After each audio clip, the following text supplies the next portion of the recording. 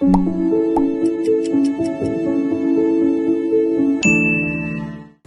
আলোচনার বিষয়বস্তু হলো ফিটাল ইকোকার্ডিওগ্রাফি। গর্ভাবস্থায় মানে পেটে বেবি থাকা অবস্থায় এটি একটি অত্যন্ত গুরুত্বপূর্ণ টেস্ট। নেক্সট প্রশ্ন, কারা করবেন?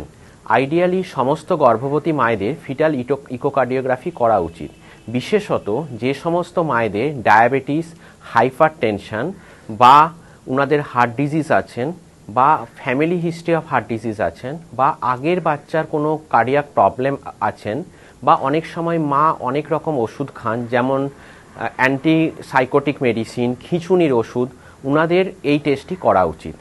নেক্সট প্রশ্ন, কোন সময় করবেন? আইডিয়ালি 18 থেকে 22 সপ্তাহের মধ্যে সমস্ত গর্ভবতী মায়েদের ফিটাল ইকোকার্ডিওগ্রাফি করা উচিত, তবে বিশেষ কারণে এই সময়ের আগেও বা তারপরেও ফিটাল ইকোকার্ডিওগ্রাফি করা যায়। নেক্সট প্রশ্ন, কেন করবেন?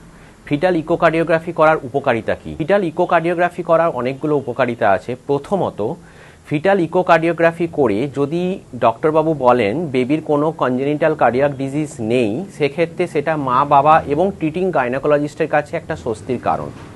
সেক্ষেত্রে ডেলিভারির সময় বেবিকে যে কোনো হাসপাতালে ডেলিভারি করানো যেতে পারে, পেডিয়াট্রিক কার্ডিয়াক সেট যুক্ত হাসপাতালের প্রয়োজন হয় না।